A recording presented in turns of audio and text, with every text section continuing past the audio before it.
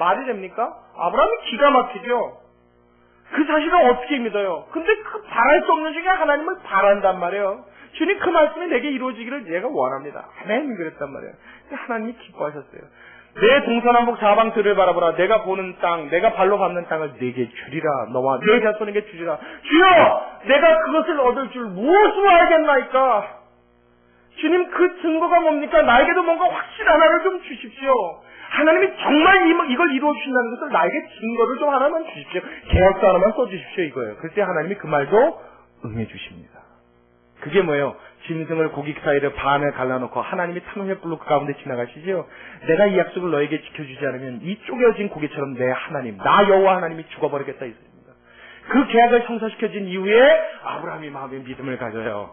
믿음을 가져요. 그리고 결과적으로 그의 믿음이 완성되는 순간이 언제입니까? 자기 몸이 100살이 되어 죽은 것 같음을 알고도 어떻게 해요? 그 아내가 90살이에요. 이제 더 이상 애를 낳을 수 없는 여자라는 것을 알고도 하나님이 어떻게 해요? 특별한 능력과 하나님의 은혜로 그 가운데 아들을 주십니다. 할렐루야. 그 아들의 이름이 뭐예요? 이삭. 그 이삭을 낳는 것을 보고 뭐예요? 하나님은 드디어 어떤 하나님인 것을 알아요?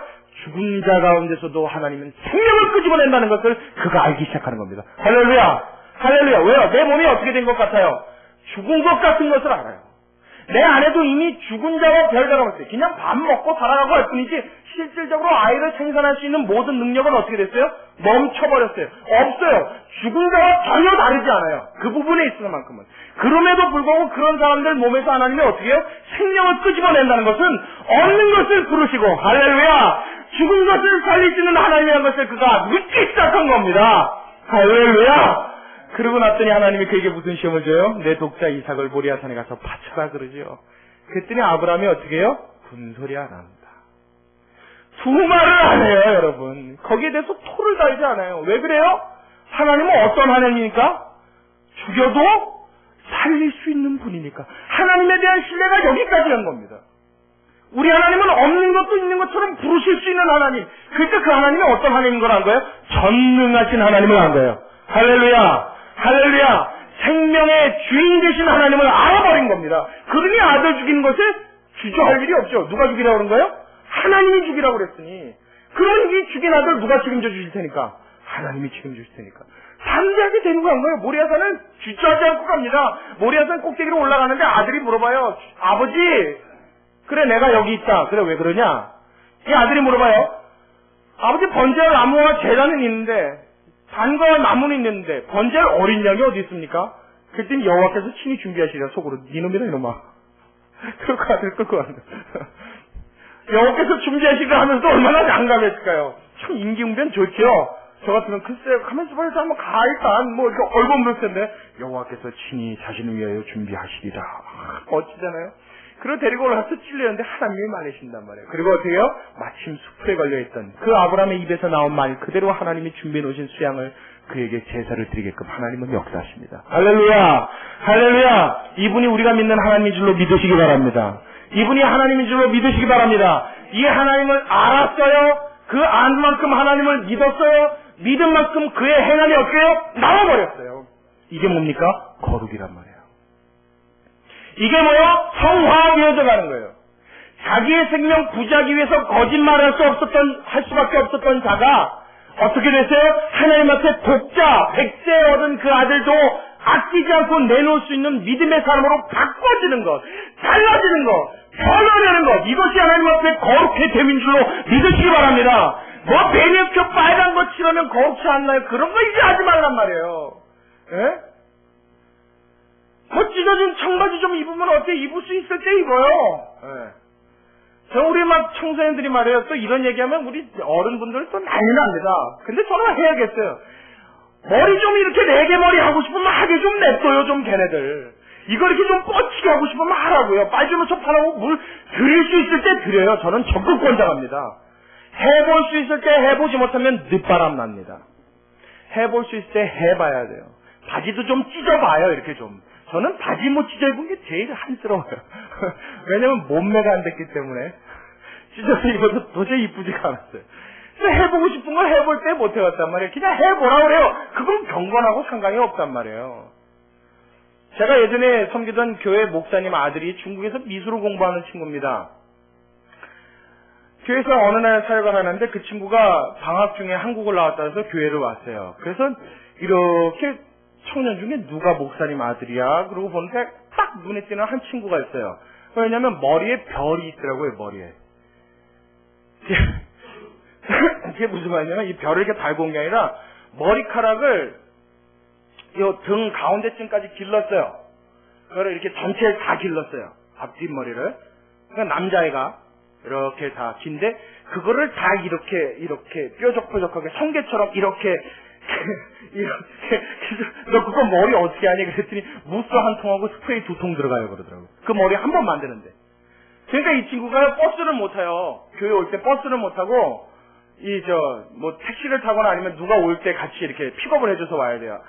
버스 타면 이게 사방에 가니까 여러분 등짝까지 기른 머리가 이렇게 커진다고 생각해보세요. 머리가 이만하거든요. 그 별이 야 너 머리에다 전구 다니면 딱 좋겠다 제가 그랬어요.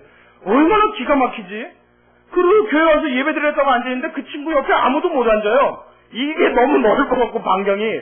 그러니까 이만큼 자리에 혼자 앉아있고 그 주변에 앉아서 찬양을 하는데 찬양 부르는데 그 친구 보면서 제가 찬양을 못 불렀어요. 이렇게 고개를 돌리고 불렀어요. 왜냐면 찬양할 때 찬양하세 왕께 소리 높여. 그럼 이 친구는 좀 머리로 춤을 춰요. 찬양하세 와 이래요. 그럼 별이 와 이렇게 흔들려요. 얼마나 웃긴지. 그것 때문에 웃겨서 제가 그 친구를 못 보겠더란 말이에요. 그런데 여러분 그 친구의 마음속에 제가요 하나님을 사랑하는 마음이 있는 걸 봤어요. 외모가 경건과 아무 상관이 없더란 말이에요. 겉으로 드러난 어떤 행위와 행동이 어떤 양식이 하나님을 사랑하는 것을 증명하는 것이 아니라 애절한 표정이 하나님을 사랑하는 것이 아니라 내 마음 중심에 하나님을 알고 믿고 사랑할 때 하나님의 거룩이 이루어지는 줄로 믿으시기 바랍니다. 이걸 뭐라고 그런다고요? 성화라고 그런다고요. 하나님을 닮아가는 것이에요. 사람이 알아주지 않아도 좋아요. 사람이 몰라도 좋아요. 사람이 인정해주지 않아도 좋아요. 누구만 알면 돼요? 내가 섬기는 하나님만 알아주시면 돼요. 그 하나님 앞에 나의 마음을 드릴 때, 그 하나님 앞에 나의 손을 내놓을 때, 그 하나님 앞에 나의 다리를 내놓을 때, 그 하나님 앞에 나의 삶을 내놓을 때 하나님이 우리를 거룩하 인정하시는 줄로 믿으시기 바랍니다. 아브라함이 결국 어떻게 됐지? 이렇게 되었단 말이에요. 전혀 신앙없던 그가 하나님 앞에 자신의 아들을 바칠 수 있는 자로 바뀌어 나간 것. 무엇 때문입니까? 하나님을 극진히 신뢰했던 그 마음의 신뢰와 그만큼 하나님을 사랑했던 그 사랑이 그 마음속에 있었기에 가능한 일인 줄로 믿으시기 바랍니다. 여러분 교회를 나오십니까? 신앙생활 하십니까? 교회 열심히 나오려고 애쓰지 마십시오. 아니 이건 또 무슨 소리야? 우리 목사님 또 반가운 얘기 하시네. 오늘 저녁 예배 없다고 그러더니 그럼 다음 주부터 쉴까? 그 얘기가 아니에요. 여러분 교회 열심히 나오려고 애쓰지 마세요. 기도하려고 애쓰지 마십시오. 성령 보려고 애쓰지 마십시오. 하나님을 사랑하라고 애쓰십시오. 마음에 하나님을 사랑하면, 그 하나님을 알려고 애쓰면, 그 하나님을 알고 싶어 하면 내 발은 교회로 저절로 오게 돼 있습니다. 할렐루야. 내 눈은 성경으로 향하게 돼 있습니다. 아멘. 여러분 이번 주에요. 아까 우리 서금성 청년이 기도하면서 그런 이야기 했죠. 하나님 요즘에 폭염과 폭설과 가뭄과 지진으로 전세가 고통받습니다. 제가 이번 주에 성경을 제일 많이 읽은 데가 어딘 줄 아십니까? 마태복음 24장이에요. 마지막 때 일어날 징조를 예언하신 하나님의 말씀. 뉴스를 보면서 기근과 막 가뭄과 어느 날은 너무 폭염이 와서 쪄서 사람이 막 죽고요. 어떤 데는 너무 추워서 얼어서 죽고요. 막 폭설과 난리가 났다는 소문이 계속 뉴스에 계속 매일 나오잖아요. 우리나라에도 며칠 전에 서울에 3.0 지진 왔죠? 아세요? 네. 그래서 어저께는요 제가 처음 봤어요. 지난 광고인지 모르겠는데 기상청에서 그거 하더라고요. 공익 광고. 우리나라도 더 이상 자연재해 안전지역이 아닙니다. 여러분 지진의 대피 요령과 지진 해일에 대한 피해의 대피 요령을 예방 요령을 숙지해 두시기 바랍니다. 그 공익 광고가 나오더라고요. 제가 보면서 올 게 왔구나 그랬어요 제 속으로. 마태복음 24장에 제가 그걸 열면서 무슨 생각했냐면 난리와 난리 소문이 있겠고 마지막 때 일어날 막 징조들을 하나님 이야기하시는데 기근과 처처의 기근과 지진과 가뭄이 있겠고 난리가 있겠고 난리 소문이 있겠고 인심이 흉흉해지겠고 사람과 사람 사이에 서로 대격하고 등 돌리고 민족과 민족이 일어나 서로 대항하고 뭐 이런 일들이 있겠다고 하나님 예수님이 예언하시는 거예요. 그 말씀 읽으면서 어머 지금 꼭 같네. 지금 꼭 같네. 근데 예수님 뭐라 그래요? 그러나 아직 끝은 아니니라. 복음이 땅끝까지 전파되어야 하리니 그때야 무엇이 오리라?